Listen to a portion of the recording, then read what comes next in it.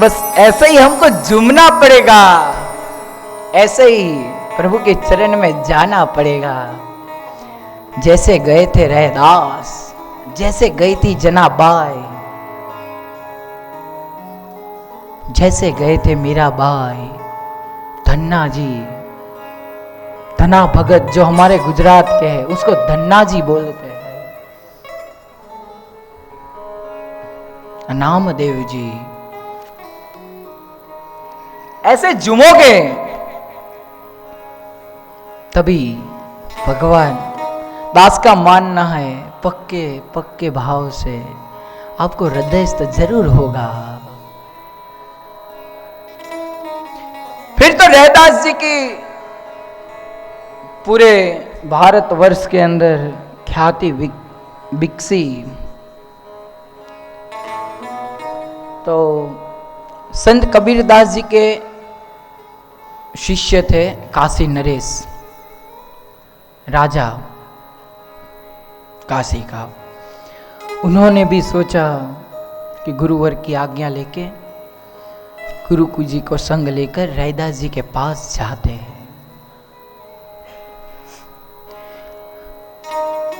और वो गए। रैदास जी ने क्या किया? रैदास जी ने क्या किया?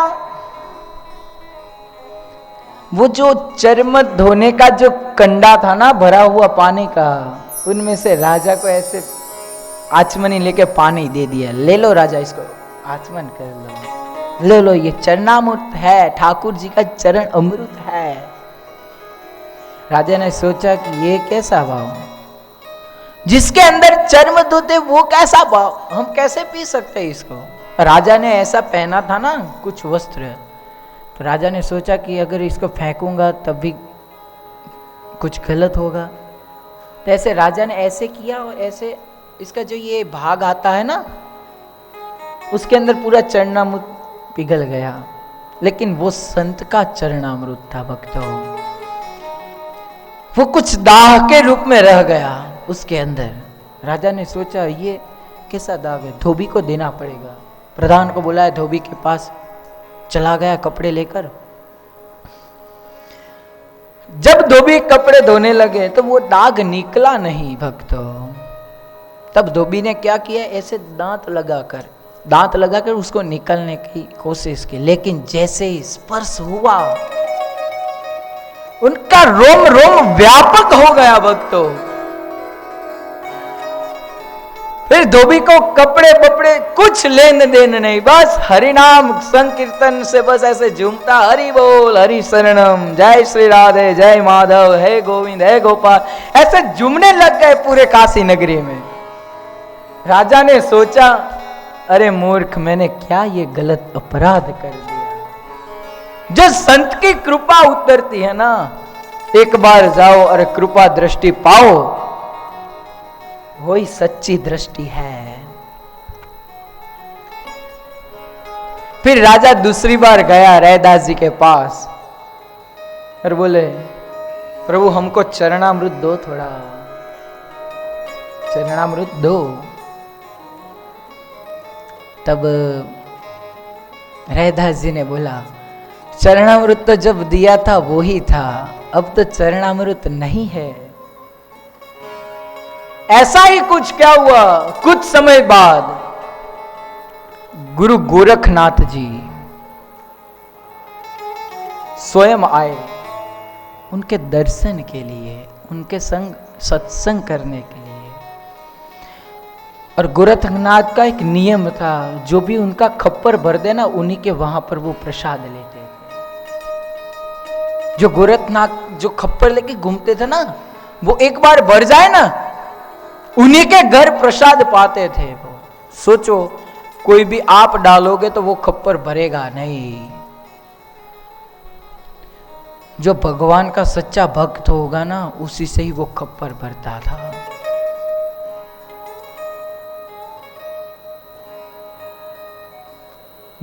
गोरखनाथ वहां गए और ये भाव जो राजा ने चरणामृत का हुआ ना, उसी प्रकार गोरखनाथ के वहां पर भी कुछ ऐसा ही घटा था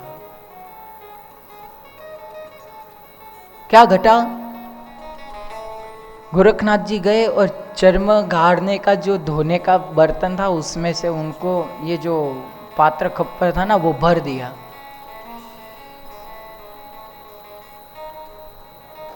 बोले भगवान इसको ग्रहण कर लो। गोरखनाथ जी बोले बस इसको ग्रहण कर लूंगा। वहां से वो गए सीधा संत कबीर के पास। संत कबीर की एक पुत्री थी कमाली, उनका नाम कमाली था। संत कबीर की पुत्री का नाम, पुत्र नहीं है। अभी हर जगह पे सब लोग ऐसे बोलते हैं पुत्र कमाल था, कमाल पुत्र नहीं था, पुत्री था कमाली।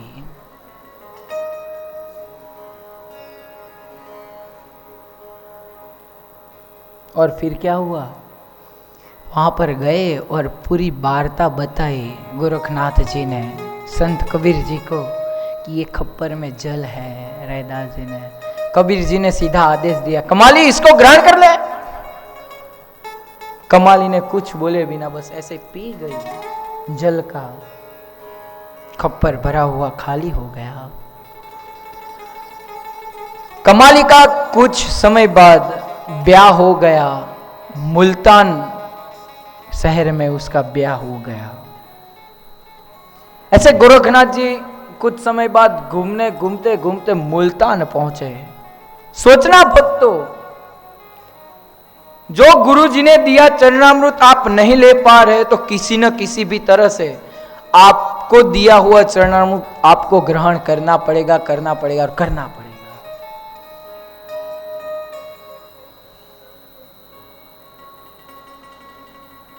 दिया था किसको? गोरखनाथ जी को। पी गया कौन? कमाली। कमाली मुल्तानी शहर के अंदर उस जो गोरखनाथ जी वहां पहुंचे, उसके पतिदेव को बोला कि पतिदेव आज गोरखनाथ जी आए, उनको हमारे घर बुलाओ ना। तो ऐसे बोले कि उनका खप्पर तो हम कैसे भर पाएंगे, उनका खप्पर कैसे भर पाएंगे हम लोग। तब कमाली बोली प्रभु आप बुलाओ तो सही पहले। बस आमंत्रण दे दिया कमाली ने गुरुजवर को, गोरखनाथ जी को। और जैसे खप्पर लेके आए, कमाली अंदर से आई चावल का लेके और ऐसे एक चिमटा लेके ऐसे अब डाला, सिर्फ थोड़ा डाला और पूरा खप्पर भर गया। पूर्ण रूप से खप्पर भर गया। तो खुद गोरखनाथ भी चिंतित हो गए, सोच में पड़ गए ये कौन है।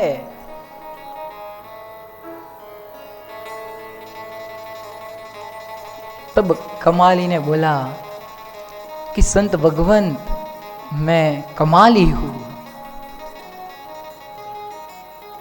तब गोरखनाथ जी को ऐसा लगा क्या भगवान की कृपा है,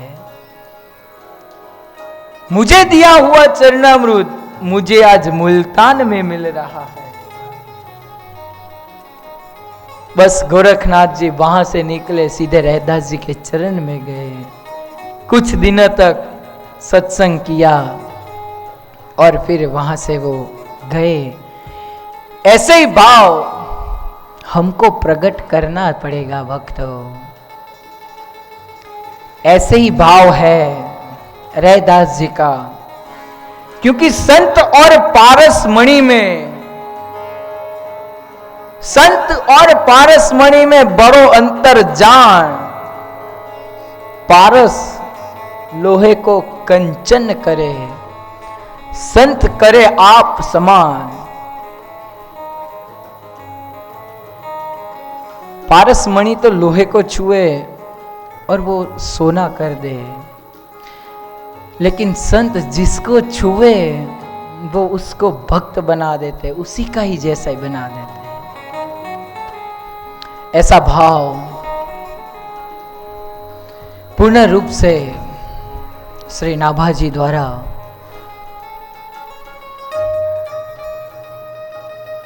रचा हुआ ये भक्तमाल क्योंकि भक्त की कथा ही भगवान को अच्छी लगती है। ये दास अपनी वाणी को ऐसे वैष्णव आचार्य वृंद अपने गुरु के चरण में वंदन करते। ये जो भक्त मालिनीकार ने जो भक्त का वर्णन किया, मैं उनके चरणों में पुष्प रूपी गुच्छ से कृष्णार्पण करता हूँ। जय जय श्री राधे, जय जय श्री राधे, जय जय श्री राधे श्याम।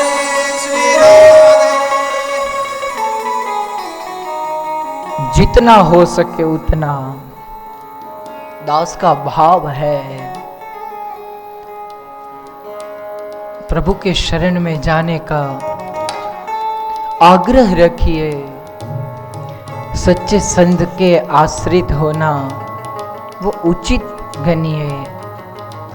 इसी से हमारी वाणी को विराम दे, उस पहले कुछ क्षण के लिए, कुछ पल के लिए हरि नाम संकीर्तन का आश्रय लेते हैं। जय जय राधा रमण हरि बोल, जय जय राधा रमण हरि बोल,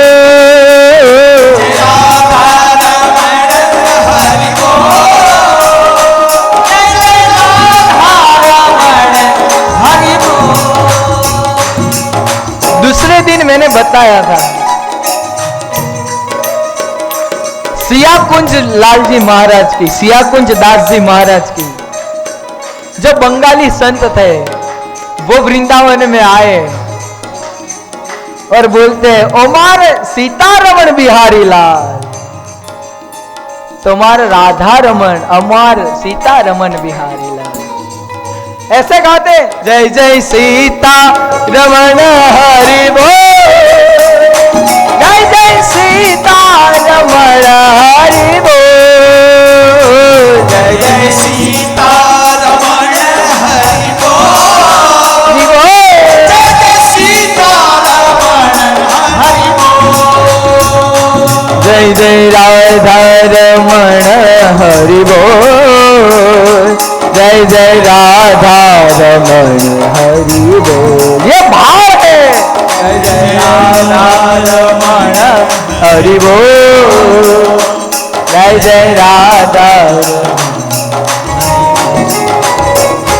जय जय राधा रमण हरि बोल, जय जय राधा रमण हरि बोल, जय जय राधा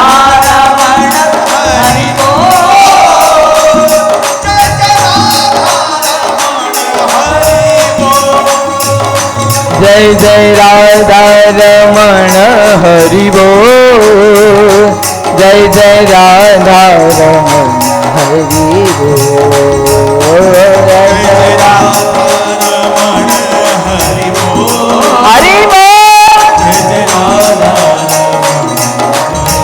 तुम के बोल, जय जय राधा रमण हरि बोल, जय जय राधा रमण हरि बोल, जय राधा रमण हरि बोल, जय जय राधा हरि बोल। एक बात है, जब भी गांधर्व वृंद भगवान को रिझाते ना, तो भगवान को बहुत अच्छा लगता। उसकी झांकी करनी है तो अभी जाओ राधा रानी की जगह पर, बंसी भट्ट की जगह, जहां पर सूरदास ने भगवान को रिझाया, वो भी कैसे गान करके, ऐसे जय जय राधा रमण हरि बोल, जय जय राधा रमण हरि बोल, जय जय राधा रमण हरि बोल, जय जय राधा रमण हरि बोल, जय जय राधा रमण हरि बोल, जय जय राधा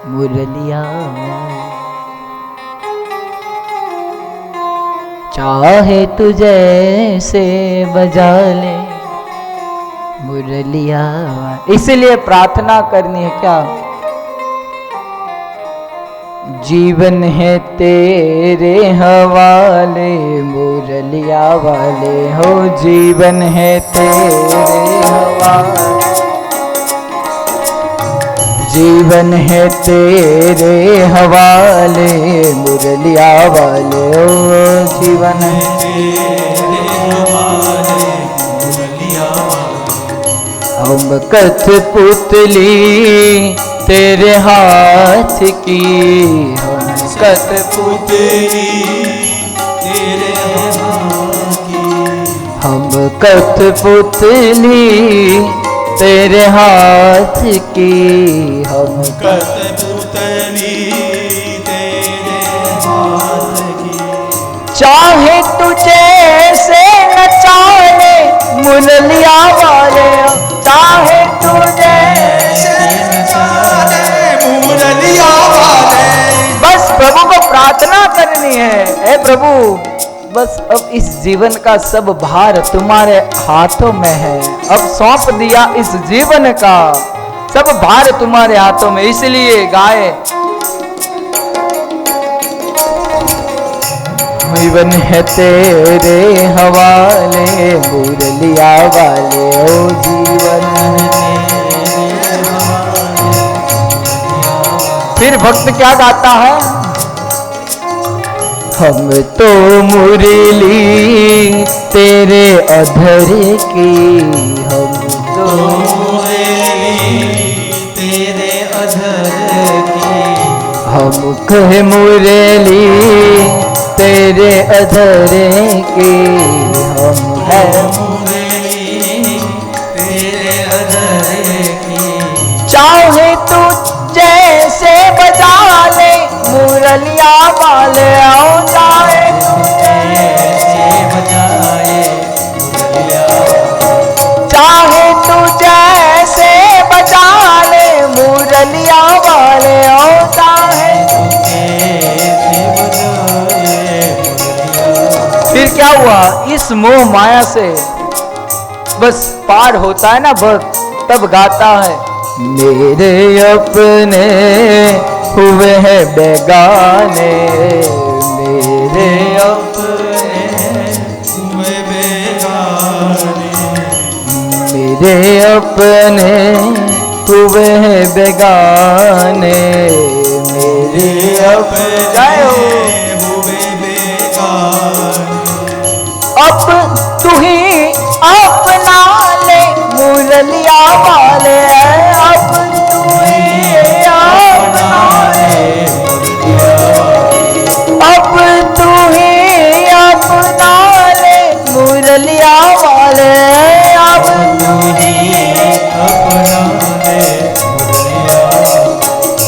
जीवन है तेरे हवाले मुरलिया वाले, जीवन है तेरे हवाले मुरलिया। हम तो दासी तेरे चरण की, हम सौदागी तेरे चरण हम तो दास हैं तुम्हारे चरण के, तुम्हारे चरण के। अब तो चरण में बसा ले मुरलिया वाले, अब तो चरण में बसा ले मुरलिया वाले, अब तो चरण में बसा ले मुरलिया वाले, अब तो चरण मुरलिया वाले। जीवन है तेरे हवाले मुरलिया वाले, जीवन है तेरे हवाले।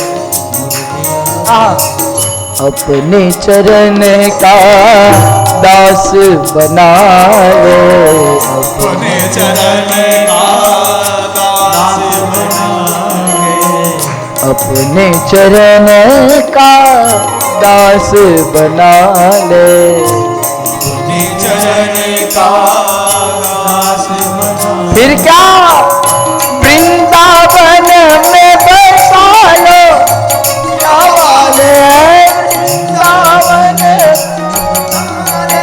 मुरलिया वाले, वृंदावन में बसा लो मुरलिया वाले। वृंदावन में बसा दे मुरलिया वाले।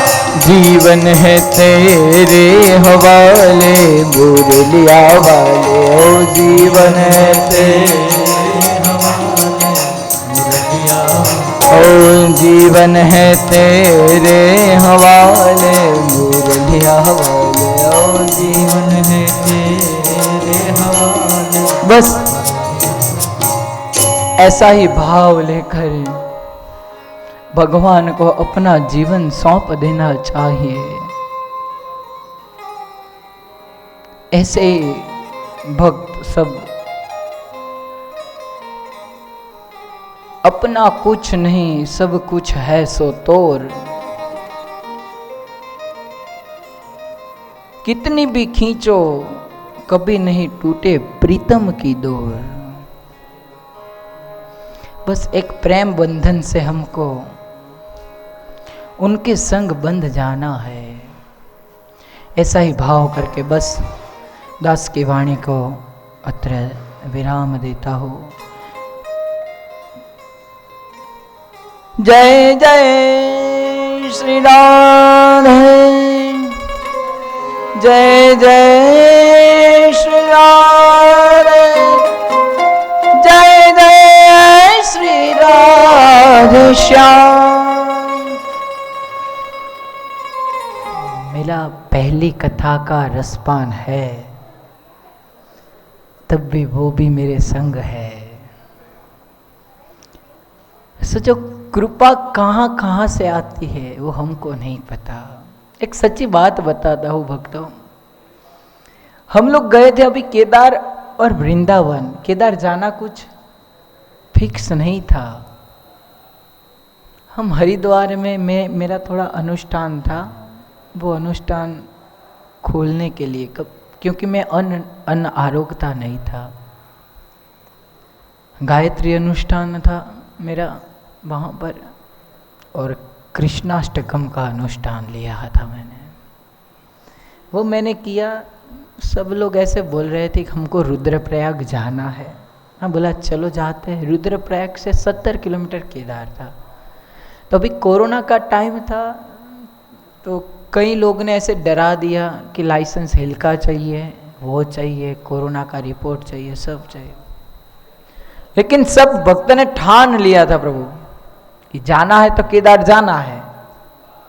एक दिन पूरा बिगड़ गया वहाँ पर, क्या करे क्या ना करे, क्या करे क्या ना करे। फिर मेरा एक मित्र है विकास, उसने बोला भाई तुझे जाना हो तो निकल जा, छोड़ दे भगवान पर, कुछ नहीं होगा जा।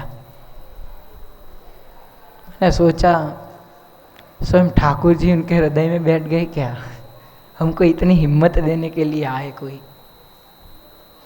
और वहां गए ना प्रभु, तो हम यहाँ से सीधा सामान सब लेके गए थे।